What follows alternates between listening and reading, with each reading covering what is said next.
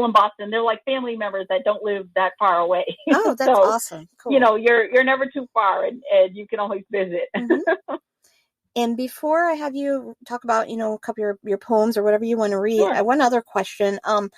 Has the pandemic or COVID maybe you talked about you went to poetry readings. I mean, has it maybe hurt, or is it changed the way you've done your poetry, or changed the way you've done journalism, or how, I guess, has your life changed this year? Has it changed much? Sure. Yeah, that's a great question also. And yes, I definitely agree. I mean, all of us have seen, I would say, some really major significant changes in the way we do things Mm-hmm. and the way we live our lives because of the pandemic.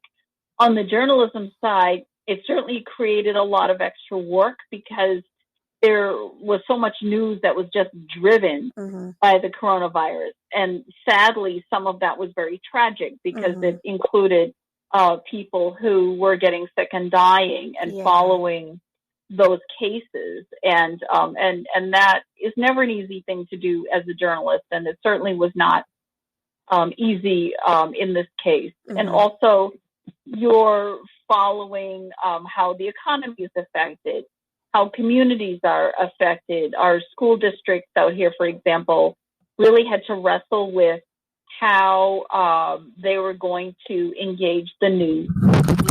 And many of the school districts opted for sort of a hybrid format of in-person and remote learning.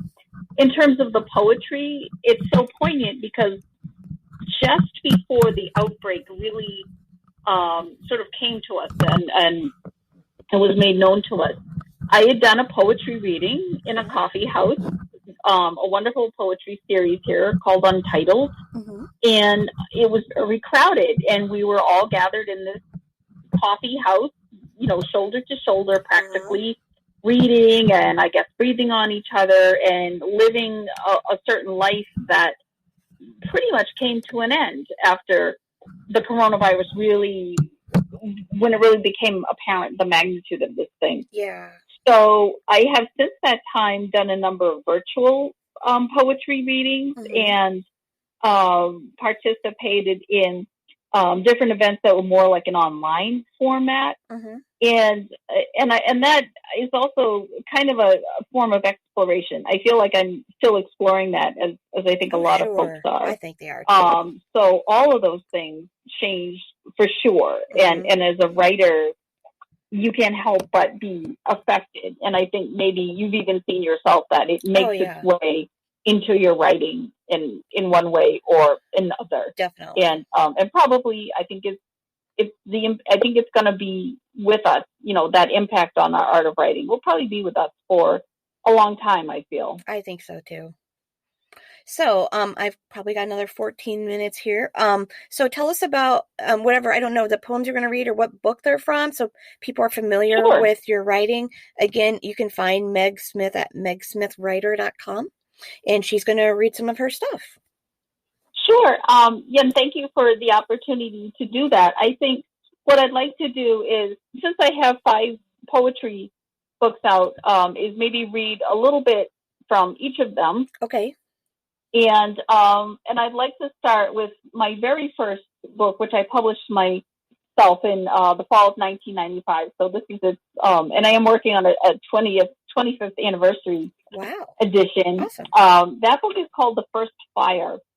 And it really reflects around that time in my life when I decided to move back to Lowell. And it was a time of great transition. It was the 90s too, so it was also the time of grunge music and being a Gen Xer myself, seeing your generation very prominently in the culture.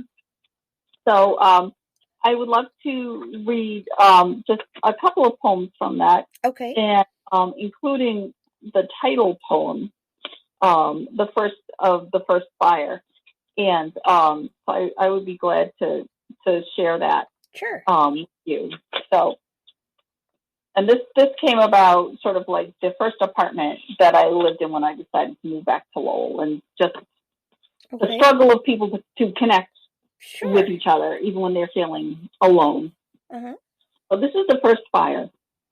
Inside we bleed fire. It soaks the skin and forms molten scabs to mend the soul. I want to know who made this fire. I want to find more than these bones. Everyone on the street carries it like brittle urns through dust and fumes and dull sky. And when you got home, I heard you in the next room, crying over the world's cold touches and those places in you that are starved for touch. How can we walk when only our shadows brush? Can that friction alone make a spark? And that's the first fire. Okay. Interesting. So I also, some of the poems in this book were influenced by people I met in my travels near and far, and some were very close to me. This poem was in fact inspired by a little boy who was deaf and who lived next door to us. His name was Jeffrey. Oh. And he did some extraordinary things, and this poem is dedicated to him. It's called Master of the Flood. Jeffrey baptizes. He climbs the chain-link fence and steals a fish from our compost heap. He plunges it into a rain-filled barrel. When the water does not force breath through its gills, he presses the fish to his chest and sobs. In his sleep, he herds the fish through gutters and oily puddles with rainbow sheen. He stops and kneels to drink the rainbow, knowing it is God's covenant never again to destroy the earth with water. Nice. After, we're going to take a small, quick break, and I'm going to stop this, and then I'll go on to the next one. So stay tuned. We'll have Meg Smith read some more poems. Maybe I'll write some more later. I'll be inspired. Yeah.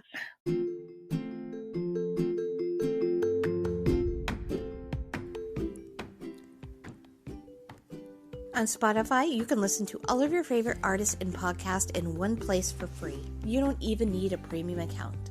Spotify has a huge catalog of podcasts on every topic, including the one you're listening to right now. On Spotify, you can follow your favorite podcasts so you never miss an episode. Premium users can download episodes to listen to offline, wherever you are. And you can easily share what you're listening to with all your friends on Instagram. If you haven't done so already, be sure to download the Spotify app. Search for Spoken Word Poetry Podcast on Spotify, or you can browse podcasts in your library tab. Make sure to follow me so you never miss an episode of Spoken Word Poetry Podcast. I promise you'll have all kinds of fun.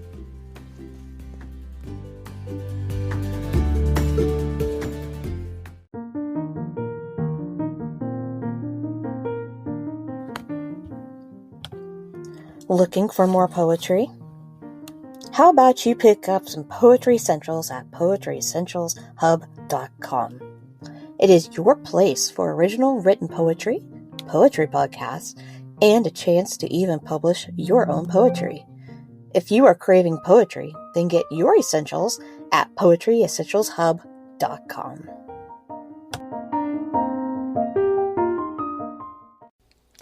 Welcome back to Spoken Word Poetry Podcast.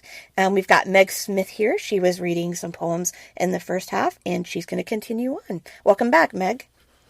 Well, thanks for having me again. You're welcome.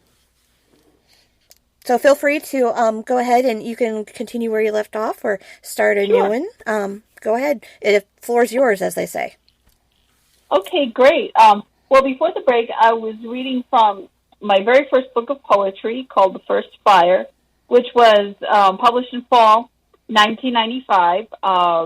And by the way, the story behind that is basically that I just put the manuscript together myself and brought it. I think it was either Kinko copies or Pib printers, one of those places, and just got it done. Oh, wow. And yeah, which is pretty much how I did my zine that I had for 4 years. Mm-hmm. And I have a literary publication that I started back then too called Red F.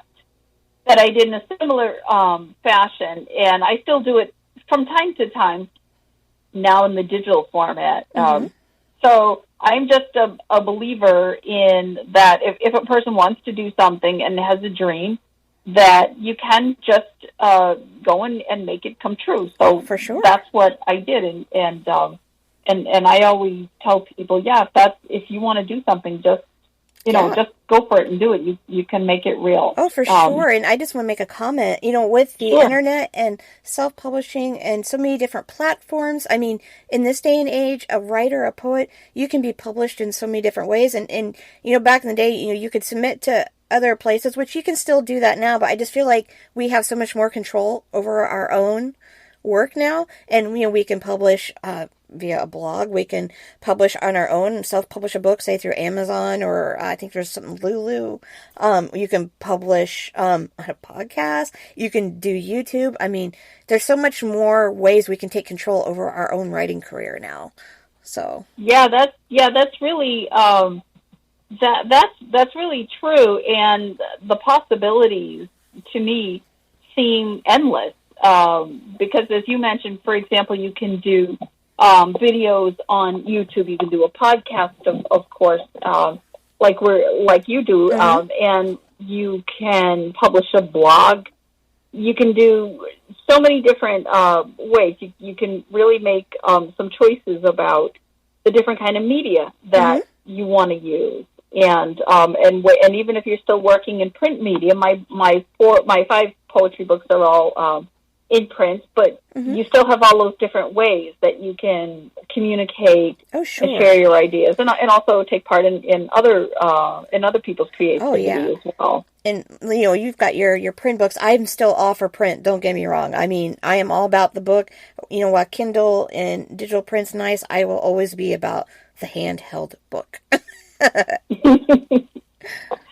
Yeah. People do. A lot of people do come back to that, and just like the feeling of holding a book in their hands, it's like there are just different ways, I think, to experience writing now. You can, for example, have a book on your Kindle, and like I do, go to the gym with it, and you can hold a physical book in your hands, or you can look at things online, or even in a video format. Oh, yeah, totally. Yeah, you can almost take it wherever you want to go, really. Yeah, that's awesome. So and in fact, what I ended up doing, and it was actually in the process of my journalism career, some years ago I was writing for a newspaper in Fitchburg, Massachusetts called the Sentinel and Enterprise. And while I was there, I met a friend. His name is Eric Stanway, and we got to be very good friends, and also collaborators on the editorial page and the lifestyle page and other projects for that newspaper. And eventually he went on to start his own publishing house, Emu Books. Oh, that's awesome. And he's also a very talented graphic artist and layout artist. So I approached him about wanting to publish my books and also to design them. Oh, so cool. So that really became like this other great part of our friendship and working collaborations together. So my most recent books, 4 poetry books, are published through his publishing house in Fitzwilliam, New Hampshire, Emu Books. And after my first husband, Lawrence Carradini, passed away, I wanted to write a book, and I knew that I wanted to dedicate it to his memory. So my next poetry book, Dear Deepest Ghost, is dedicated to him, and I'd love to read a couple of poems from that, if I could. And I'll also mention that one of the things I've done over the years is I'm very interested in genre writing, and I've written a lot of stories and poems for the horror and science fiction and speculative market. Awesome. And I did find in the process of that some things you write can sort of blend really from one genre to another. Oh, for sure. So here's a poem that I wrote back probably about 25 years ago, and that was published